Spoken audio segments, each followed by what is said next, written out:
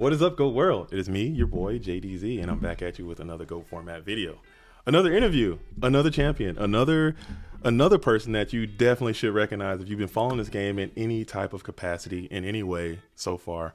With me in studio, I have the winner of the most recent Patreon World Qualifying Tournament, someone who is not only an advocate of the game, but a great supporter and advocate for the community at large. A huge fan of this person. I have with me none other than the Burn Queen. Please. Hello, everyone. Oh, welcome to JDZ Plays Ghost. I am so glad and happy that you finally found the time to come through the studio. We've been trying to set this up for quite some time. Absolutely. I've been saying, when's episode 14, episode 15? When's it gonna happen? I've been busy. You've been busy. And Absolutely. finally, the stars have aligned and we have come together. But Pui, as always, if you have been watching the show, I want you to please tell the people about yourself who may not know you. I don't know who those people are, but people may not know who the Burn Queen is. Please introduce yourself to the world. Hello, everyone. My name is Pui, or Claire, if you know me a little more personally. I've been playing goats since the pandemic. I believe it was November 2020 is when I started. I started playing goats and I immediately was attracted to, the absolute deck diversity in this format. Everyone says the goat format, it's just goat control mirrors. And now they'll just say it's just Chaos, Turbo, and Warrior. But really, if you look at, current format, Yugioh, or a lot of other formats, every deck is just, a bunch of special summoning or a deck that can block a bunch of special summoning. And looking at goats, it really felt like the last time that there was a full deck diversity of control, aggro, combo, and turbo decks and all that at the same time. Also lockdown and just every form of deck diversely represented and having a real shot in the meta. And so immediately I'm a real contrarian, and in a format that was a lot more slower paced and strategy based, I immediately gravitated towards decks that kill you very quickly, whereas I like the opposite playing current. And so I immediately went to Reasoning Gate and then Empty Jar, got a decent finish with Empty Jar. After I was futzing around a little while, you can team with a couple of lovely folks, Don't Copy and Chopper, later Giorgione, and many lovely other people, the Enraged Pandas EP. And a little after that, I eventually discovered Panda Burn, which is where I've gotten my nickname. I have been playing Panda Burn for quite a bit. I earned my World's Invite last year with that. Made a bunch of obelisk tops with that, I'd say. And just generally have a pretty good handle on the deck. It's one of my favorite decks in this format. Made a server for it. We discussed burn of all kinds there. Please, Burn World. Hit me up if you want the link. But I've asked for the link several times. Pui will not let me in. Let me in. Let me in. Because I think you know that I'm a burn hater. Debug when we're burn. Everyone knows I hate burn, but she won't let me in. But anyway, maybe I can get in and maybe she could teach me. We're a lot more open now. You should ask again. All right, we'll see. All right, sorry. We'll go. Anyone's looking, please, Burn World for sure. Did you play the current game as well, or did you specifically play only goats? And if you played in current, when did you cut off from that?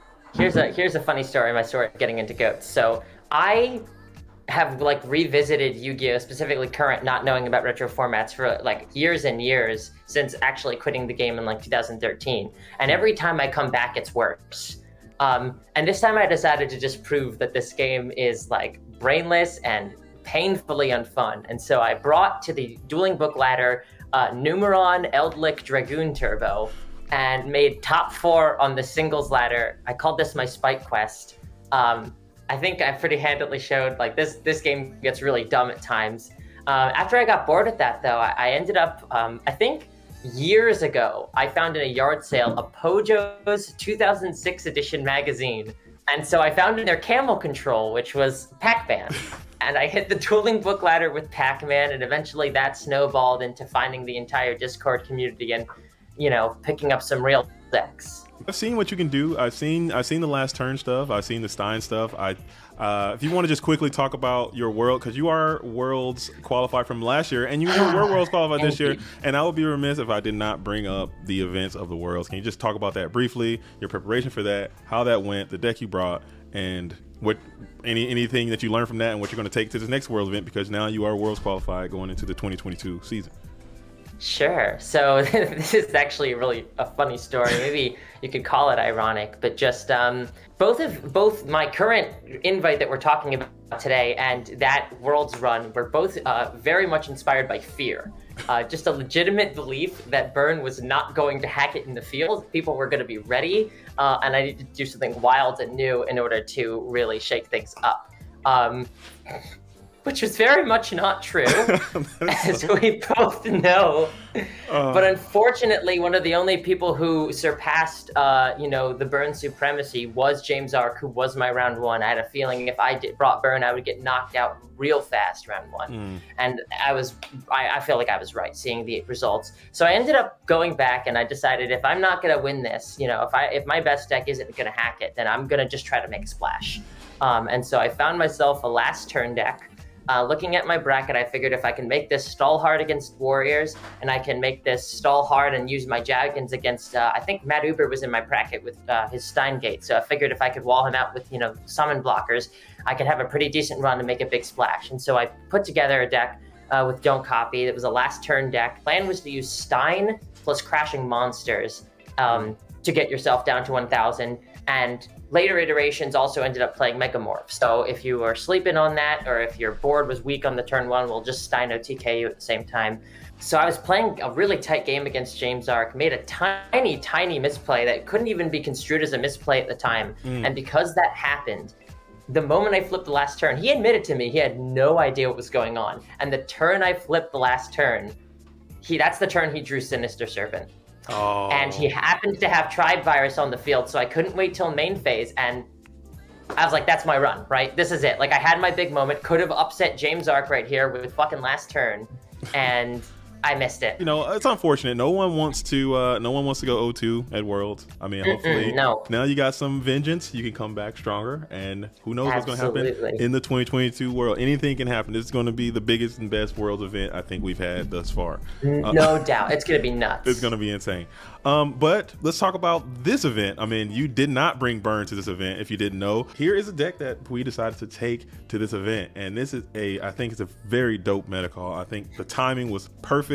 This event, I think it just hit it out the park. I really love what you did.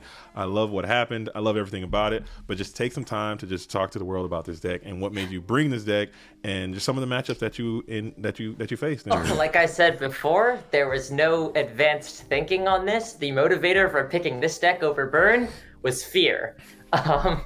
I just looked at the meta. I kind of looked at what was going on. I was thinking, I have, at the moment, if you can believe it, like 6 or 7 builds of Panda. And I said, which of these builds can beat Turbo with the Meme Walk the most consistently? And I'll say it right here. I don't think Mystic Walk or the Meme Walk is actually some ultra burn killer. I think it just takes a little bit of adjustment. But I didn't feel like any of the lists had a solid enough plan against Turbo or Control as much as I was expecting to see them. To just like play a Panda Burn. And I was trying to put a lot of intention and thought into it, and ended up panicking. And I said, you know what, I just can't do this. It's not going to happen. It's some page round event. I'm already entered. Don't need to worry about it. Let's just pick something. And so in the back of my little brain, I go into my DMs with Fusion. Shout out to Fusion. Shout out to Randage. And grab Gravekeeper Warrior and go, you know what, this will be fine. And so what I said about this deck when I looked at it is, okay, we have a Warrior deck. We have a Warrior Shell. Good matchup against Turbo inherently. This throws in Necro Valley for an even better matchup against Warrior. Right. It's also main decking an Assailant and a Spear Soldier. Both of those are good against Goats. And especially without Chaos Monsters, they're very hard to remove for that deck. And so I looked at this and I went with a little adjustment on the side, which we'll talk about later. This deck could just be, a decent contender. If anyone's been paying enough attention to my, my record and my games, you'll notice that I play Warrior on the side just like a little bit. Once in a while, I bring it in. Every time I do, I do all right. And then something bad happens. And today was just the day where nothing bad happened. I played pretty solid. I got some pretty lucky draws. And this deck ended up taking me to the moon. So I took first place 6-0. It certainly helped that actually the Warrior Mirror was everywhere today. And this deck crushes the Warrior Mirror. Big shout outs to Indoors. Big shout outs to Gia76, 2 lovely Ultra Instinct team members. as well as Fusion and Randage for being the original pioneers of the deck. You all made this possible. And thank you to the DB Shuffler for giving me top deck virus against Ludovico Rizzo. I saw what you and Indoors put together, because Indoors actually ran a very similar deck. It was a great call. You guys had your finger directly on the pulse. And just talk about like I see you went with 2 spies versus the 3. You got the third one in the side deck. What do you think were some of the weaker performing cards? That's hard. I don't think any card was that bad today. Play it inside the tournament, outside the tournament. That Mobius in my hand is just not doing anything. I have not successfully summoned it a single time. Which, I don't know, it might just be incidental, but it's happened enough times where I feel, okay, never mind. Mobius, not in the Warrior Mirror. Let's talk about the Spy real quick. You asked about that. Yeah. I'll say again, I was expecting more of a controlled meta. Okay.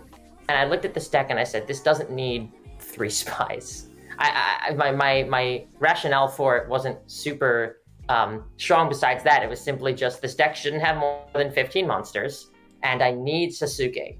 Ninja Grandmaster Sasuke, you want to talk about a card that performed well? It's just an important utility. It's such an important utility that you see some of the best Warrior players right now playing 2 of it. Maybe over even like a 3rd Blade Knight, which I'm only playing 1 Blade Knight. We'll get to that later too. But just having this be able to kill the spies in a field full of turbo, and even also Mystic Tomatoes, and even I think it came up a Dark Mimic level 3 in defense mode, where I just denied my new teammate Lucas G with a draw. We just kill it with effect. It was huge to have that searchable answer, and I needed that much more than 3rd spy. Having the spies at all, even 2 of them, and seeing the Necro Valley makes it so that Set a Monster is just a better play in this deck than normal Warrior. You look at a normal Warrior deck, you only have DD Warrior Lady and Donza Luke. It's one of those 2. If they're feeling spicy, it might be Mystic level 2 on the first turn, really rarely. But in this deck, you have to go, is this Spy? Or is this Spear Soldier with 1500 defense? And all of a sudden, you have to actually respect every set. And people keep bringing in Nox against you, which is bad. But they kind of have to at the same time, especially the Warrior Mirrors. They don't really know what to do with that. So 2 Spy does what it needs to do, but I really needed the Sasuke still. That's a great point, especially about the noblemans. Like, what do you do? Like, you have to take it out, and then that spy flipping is 100% gonna go off. So now you got 15 plus, or excuse me, you got 17 plus 2,000 plus a normal summon. That's like almost 3/4 of your life points right there if you get a direct shot with that. The deck is fierce. I think it's very fierce. Would you consider running a deck like this again in another event? No question. No question. I had a great time with this. I think if I'm going to play Warrior again, it would be this, unless the meta has a huge shift. I don't know what the burn matchup for this is like, ironically. I've only played the burn matchup once, and that was someone net decking me, and I was the one playing burn. So perhaps, I'm just better than a DB 200 playing this deck. This feels really solid over most of the decks in the meta. And with very little changes, just to make sure the list isn't 100% known by your opponent, I think that this deck could be quite solid. I would agree. Even the main deck Tribe. I mean, I don't know about Tribe. Maybe, because he got no decent discard, but I think he still got a spot too. All right. So what about the side deck? What do you think about that? How'd that perform? Did you have all the matchups covered that you needed? I see Stein maybe can slip in on you. I see some Reason Gate, some off the wall stuff can probably come at you. What do you think about that side deck, and how did that perform for you in this event? So it's very rare that I toot my own horn. Anyone who talks to me knows I call myself a bad player all the time, kind of like Kuru and stuff. Just I don't think I'm that good. I think I just had a good day. But I will say with some certainty, this side deck was good, and I think I did a really good job fixing it up. I'd say. For starters, regarding your Reasoning Gate question and your Stein Gate question, I'll direct your attention to 3 Dust Shoots and also 3 Wanghoos. So Stein in hand's not going to work. Stein off gate with the Wanghoos not going to work, and Scapegoat's not going to work most of the time. And then on top of that, we're running 3 Kaiku, so that shuts off their ability to do Chaos plays.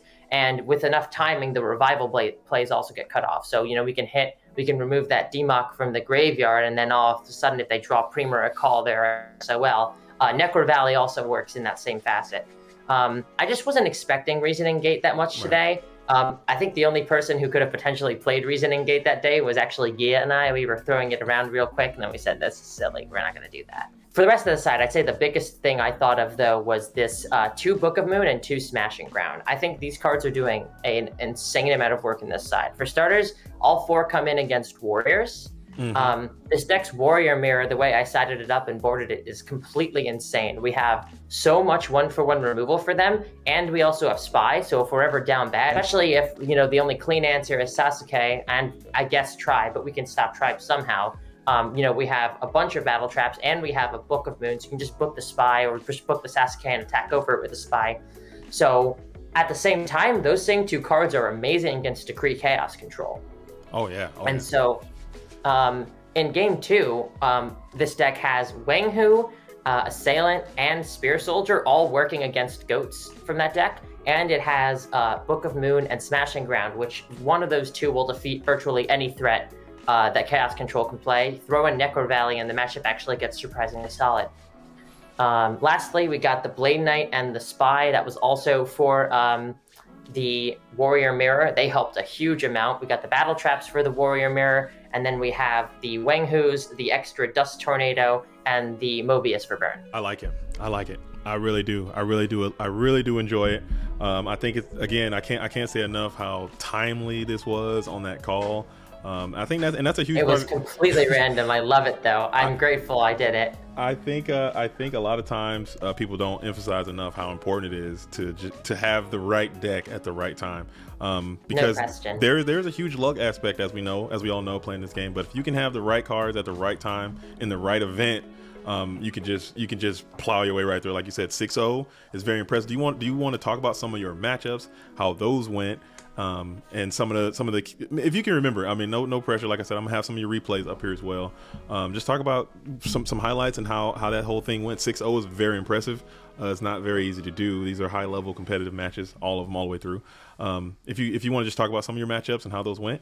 I'd say the biggest mark of my day was that I played Warrior 3 times. Oh. So I don't remember their name. My round 2, I believe, was Night Moves, and then Grand Finals was also against Night Moves. And so those were all Warrior Mirrors, and really my side plan shined really a huge amount in those matchups. The Spies were huge in that matchup, and it was really easy to overturn the game, take advantage, simplify the game state, but still have the big guy. Even playing only 2 Blade Knights and playing 3 Kaikus, it was pretty easy to cleanly answer any of their stuff. I went the route of trying to destroy anything rather than, trying to destroy their stuff by battle. So any Zombiras, any, Berserk Gorillas, a lot of that's going to be less effective here. I was going more the defensive route rather than the attacking over route, with the Monkeys and the Zombira. Right. And so it was a lot easier to just destroy those with my battle traps than trying to hit over them and get destroyed by theirs. Anyway, the Turbo matchup I had to play twice. I had to play both Moxies and Ludo, which were both terrifying. Yeah, that's tough. Really, really put things to the test. Both of them say they misplayed, which I fully believe because they're great players, and I was just going burr. In the matchup against Moxies, Necro Valley was absolutely monumental. He just never found removal for it. There was a point where I dust shoot him, and his hand is, I think, Faith, BLS, and 2 other things, and I get rid of the Faith because I just don't care about that BLS at all. If Necro Valley is dying, I'm going to lose the game anyway, so I decided just let that BLS sit there. I've just killed 2 cards instead of 1. And I kind of just rode that game out to the end, drew insanely well at the same time, and I managed to eke it out. I can't remember the game against Ludo too much, unfortunately, but it was a really hard-fought one, and I'd say what really happened in the end is that he walled me up with Spy. Give me Virus. I still had the Sasuke, and I still had, I believe, at least 1 Rhoda, if not 2. But I top-decked that Virus, and that was just it, because I had Ring already. But it was a hard-fought, hard ground, and it was really nice to try to, take on 2 players I have an immense amount of respect for, and who I have a little rivalry with both of them. So this was a huge win for me. And then lastly, I'd say my last huge challenge, nothing against Night Moves, but I kind of had a feeling about how that was going to go, just because we had done it in round 1 or 2 already. Right. But my last real challenge was against my brand new teammate, Lucas Gustafsson, which he is someone, team or no, he's not going to give you the win for free. So I had to play against Decree Chaos Control, and I was like, okay, let's put this to the test. We used the Book of Moon, we used the Smashing Ground. I got to feature the Sasuke, and in the end, his hand in game 2 was horrible, unfortunately, but I'd say my tools were really effectively good at dealing with what he did throw at me. So it was a good run overall. I'm not going to pretend like I'm some super genius. I had a good run with Warriors. That happens to, people sometimes. It's how a lot of good players got their start. But certainly, I think anyone who really committed to a deck like this and put in the time would do it. The one thing I would say, no question, is run those 3 dust shoots. I've been seeing people not running their 3 dust shoots. Why aren't you running your 3 dust shoots? Look at the lists. Look at the lists that are winning. Look at Lucas the Heretic. You see, he's got 3 dust shoots because if you flip those on turn 1, you're going to win that game with like a minimal amount of effort at that point. And it's just worthwhile to do. But it was a good run, and I feel good about it. I'm so happy you won. I know it's like a lot of pressure relieved, you know, as a top player, because you're oh my god, you're a top player. Having that invite is probably a huge breath of oh my god, yes, relaxation. And I just remember a few months ago, you were down in the rankings. You're like, you know what? Why am I so low? I'm going ham on the thing and just challenging everybody. And you increase you're like, well, you're number 5 or number 6. I'm like, you're like in the top echelons of the field. So it's a very impressive run, very impressive player. And hopefully you can go and secure some more invites. Maybe you can secure a bye in the Worlds. I think that's on the table. So I'll be excited to see what you can do going forward in the rest of the season. I'd say the big thing I'm excited about the most is just now that I don't have the pressure of the invite, I can really just play stuff just to play it. I mean, that's what most people want to do, but like you have to have this option like, Juno, can I win an invite with this? Can I do it? So there's a lot of moments where I have teammates telling me, just play burn. That's what you can do best. That's what to get you the invite. Now, I don't care anymore. I'll tell you all up front. GFC 17, you better watch out. I'm playing something nuts. And I'm looking forward to it immensely. Well, hopefully I don't have you in my bracket because I will also be playing GFC 17. I do not have an invite. Maybe I can get one. Maybe I won't. It's very hard to do. I wish you the best. We'll see. I'm gonna keep stay on the grind. The grind will always. I think continue. you can do it. You've been getting a lot better. I'm trying. Thank you. You know, if you stop damn beating me so much, then maybe we can figure something out. You know what I'm saying? You've knocked me out of like 3 events this season already. So if we can just not allow that to happen anymore, maybe we can see what. Maybe. We can see what goes on. But Pui, do you have anything else you want to say? Any more shout outs you need to give? Anybody you want to reach out to? Any special EP where you at? You can throw some salt on Shifty real quick. Where are you at? Shout out to Shifty. Where's your invite? Oh, I love to see it. Air horns are going right here.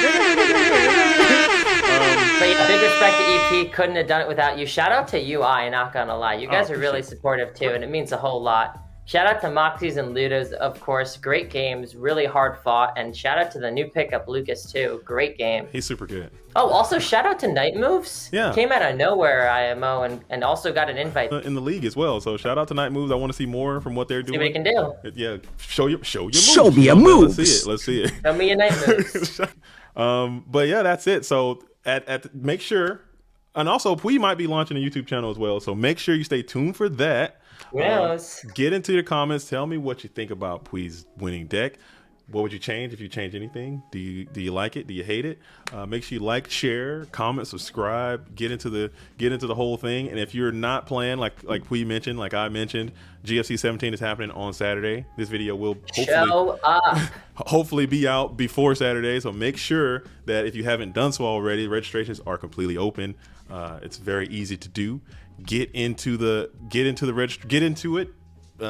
Sign up. It's going to be lots of fun. It's going to be probably one of the biggest Go format events in the history of the game. You know, I think $1,000 cash pool. $1,000. Get in on that. It's. I think it's going to be something. So make sure you're doing that, and keep playing goats as always. So, Miss Burn Queen, do you have anything else you want to say before we sign this thing off? Thank you so much. Thank you. No, anything in standby phase? Anything in standby. anything. But seriously, thank you so much for dropping by. Thank you for everything. Quite welcome. Thank you for having me. Thank you for everything you do for the community, and thank you for everything you do for the game. You're always volunteering. You're always asking. You're always helping someone get better and all that. So we really appreciate it. I know I do. I'm sure everyone else does. And if you have any questions, make sure you reach out to the Burn Queen. Get into that Burn Discord if you want to be a Burn player. No, kidding. Jokes. If you want to learn how to play Burn, this is the person you need to talk to about that, and she'll get you right. Man, I appreciate it. Right. But with that, thank you so much. I've been JDZ, and I play goats. Register. Shout out to the OGs. Salute to the real ones. I'm JDZ. This is Pui, and we are out. Thank you so much. Until the next time, peace. This program was made possible by the Corporation for Public Broadcasting and by contributions to your PBS station from viewers like you. Thank you.